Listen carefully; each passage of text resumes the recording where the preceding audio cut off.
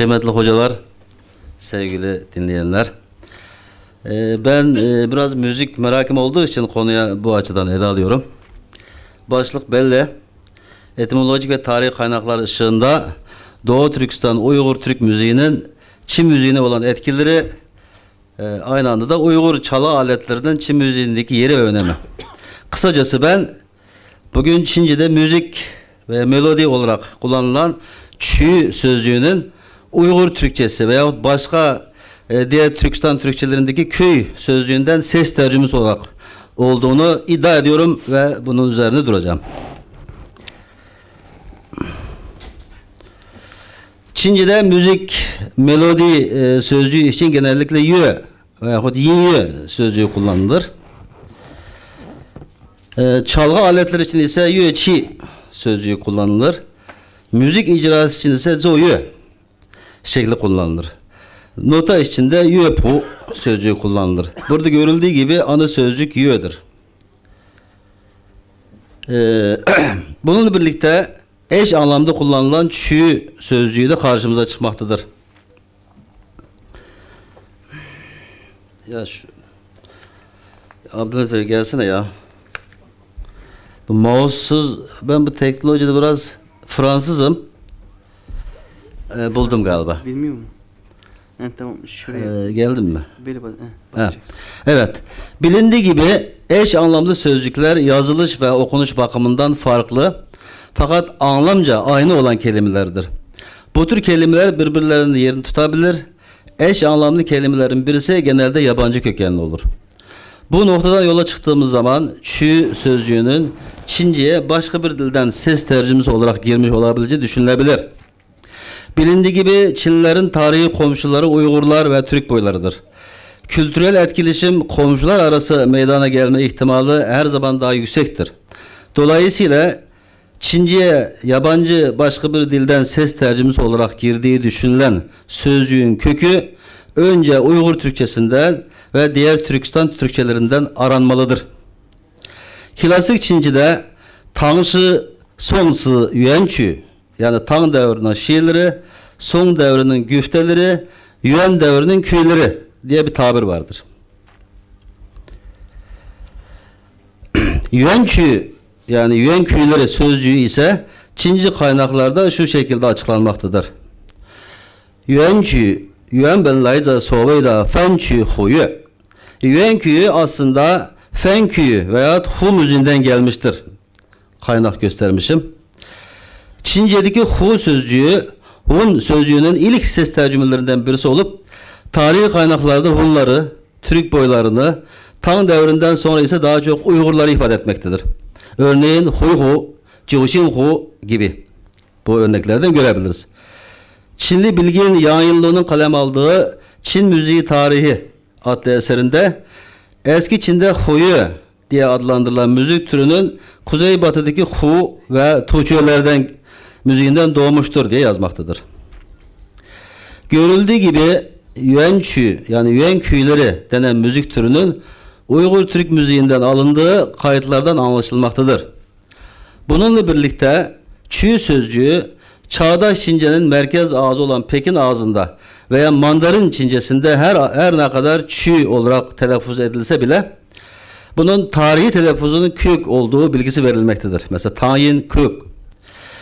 Bugünkü Çince'nin güney şivesi olan Kanton Çincesinde ise bu sözcüğünün günümüzde telaffuzu halen köktür.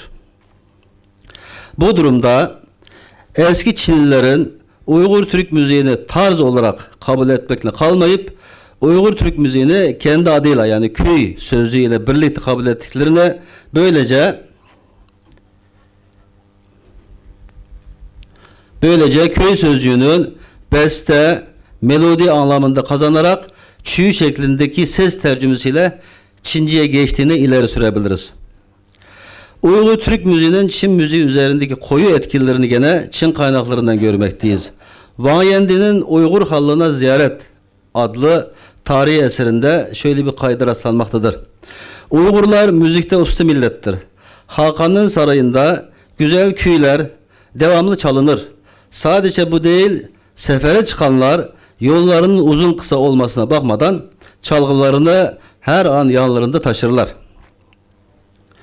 Cinshu yani Cinnamenin 25. cildinin müzik tarihi bölümündeki kayıtlara göre muhtil müziği adındaki takımlaşmış müzik türü ta milattan önceki 2. yüzyılda Tanrı Dağları'nın kuzey ve güneyinde yayılmıştır. Batı Han Sülalesi döneminde yaşayan meşhur Çinli seyyah Zhang Qian, milattan önceki 119 yılında o zamanki tabiriyle Şiyu yani Batı Diyar denen Türkistan diyarına ikinci sefer geldiğinde bu muhtil müzik türünü Çin'e götürmüştür ve Han Sülalesi'nin ünlü müzisyeni Lian Lian bu müzik türünden istifade ederek 28 parça saray müziği yaratmıştır. Ve bu müzikler savaş arabalarında ordu müziği olarak kullanılmıştır. Bunlar hep desteklidir. Milattan sonra 517 yılında Kuçar yani o zamanki Kösen, bugünkü Kuçarlı Uygur musiki ustası Sucuk Akari bir kafileyle Karakoram'dan geçerek o dönemin Çin başkenti olan Chang'an'a gelmiş ve Uygur müziğini Çin sarayına sokmuş, sonraları bütün Çin'e yaymıştır. Bu konuda eski İpek Yolu müzikleri üzerindeki çalışmalarıyla bilinen Japon müzikşünas Hayashi Kenzo'nun Tang ve Suitang Bezim Müzikleri adlı eserinde şöyle yazmaktadır. Sucuk Akari'nin 12 tempolu küy veya müzikleri kanunları Çin müziğinde emsalsız yenilikler yaratmıştır. Hatta Sui Sülalesi döneminde Japon müziğinde çok derinden etkilemiştir. Çin tarihinin en parlak dönemi olan Sui ve Tang Chao Sülalesi dönemlerinde Uygur müziği Daçü yani büyük müzik adıyla Çin saraylarının vazgeçilmez müzikleri haline gelmiştir. Bunların içinde Evirgul yani bugünkü Kumul Köyü, Küsen veya Kuçar Köyü, Beşbalık Köyü, Taşbalık Köyü gibi müziklerin de olduğu ispatlanmıştır. Bu dönemde Uygur müziği müzik sanatı en şarkı, köy, müzik, öğlenden veya danstan oluşan takım halinde icra edilen bir büyük sanat olayı halini almıştır. Uygurca şarkı söylemek, Uygurca müzik çalmak, hatta Uygurca ata binmek Çin başkentinde moda haline gelmiştir. Bu konular o dönemin Çinli şairleri tarafından şiir halinde kaleme alınmıştır. Örneğin Tang Chao yani Tang devri şairlerinden Wang Jian kendisinin beyitler ve nazımlar eserinde şöyle yazar. Şarkı ile dansa başladı Uygurlar revan, kaşları ve saç tipleri 100 çeşit oldu ayan. Tef çalınıp çıkarlarsa altı yandan binip atlara, topluca oynayıp salınırlar sarhoşlar gibi her yan. Bir başka Tang dönemi kadın şairi Xue Tao, Gazelhan adlı şiirinde şöyle yazmaktadır. Çıktı Beyzade minbere dolduğunda ay kamer, Evirgul yani kumul namesini söyledi sazendeler. O an bilindi ki sanki kumluktan esti rüzgar, ta ki yangın kapısından ses kesilene kadar. Yukarıda görüldüğü gibi eski Çinlilerin Uygur Türk müziğini tarz olarak kabul etmekle birlikte Uygur Türk müziğini kendi adıyla yani köy sözcüğüyle kabul ettiklerini, böylece köy veyahut köy sözcüğünün zamanla beste, melodi anlamalarını da kazanarak Çince çü ses tercümesi şekliyle Çince'ye yerleştiğini ve yoğun kullanılan bir sözcük haline geldiğini teyit edebiliriz. Başta Uygurca olmak üzere Türkistan Türkçelerinde yerini müzik, musiki, melodi gibi yabancı sözcüklere bırakan köy sözcüğü Çince'de capcanlı olarak kullanılmaktadır. Uygur Türk müziğinin Çin müziği üzerindeki derin izlerini aralarken bu müziklerin icra edildiği çalgı aletlerinin de müziklerimiz ile birlikte aynı anda veya zamanla Çin'e geçtiğini ve Çin sanat medeniyetinde vazgeçilmez olarak yerleştiğini görmekteyiz.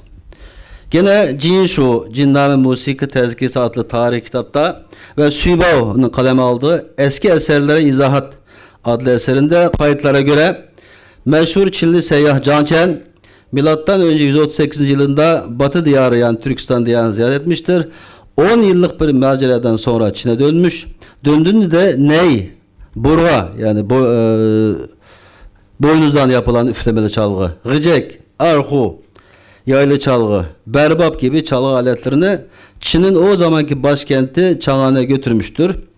ve orada bütün Çin'e yayılmıştır. Bugün Çince en büyük ansiklopedik niteliğinde kaynak kitap olan Sıhay, yani Kelime Okyanusu adlı eserde şöyle yazar.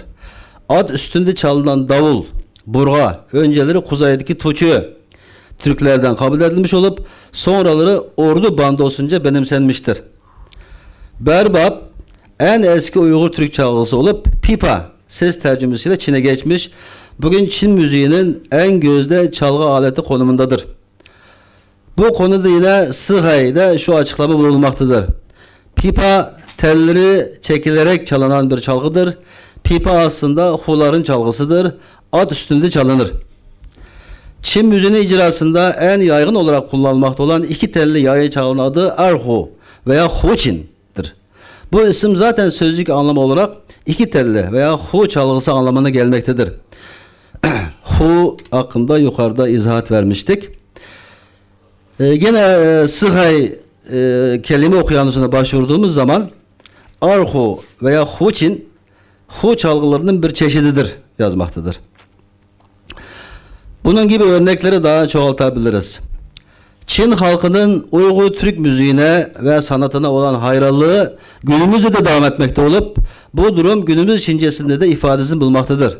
Örneğin günümüz Çincesinde Doğu Türkistan'ı tarif ederken Gıvuzişan yani şarkı ve dansın mekanı veya sanat yurdu tabiri kullanılmaktadır. Bununla birlikte Uygurlar içinse Nıngı Şanvudu Minzu yani şarkıda usta, dansa mahir millet veya sanatta ermiş millet tabiri kullanılmaktadır. Veyahut kullanılıyordu son günlere kadar. Müzik ruhun gıdasıdır ve böyle önemli bir konuda Uygur Türklerinden tarihten beri başta Çinliler olmak üzere komşu halklar ve dolayısıyla insanlık medeniyetine ciddi katkıları olduğu yukarıda bahsettiğimiz tarihi belgeler ve bilim adamlarının araştırmaları ile tekrar teyit edilmektedir. Teşekkür ederim.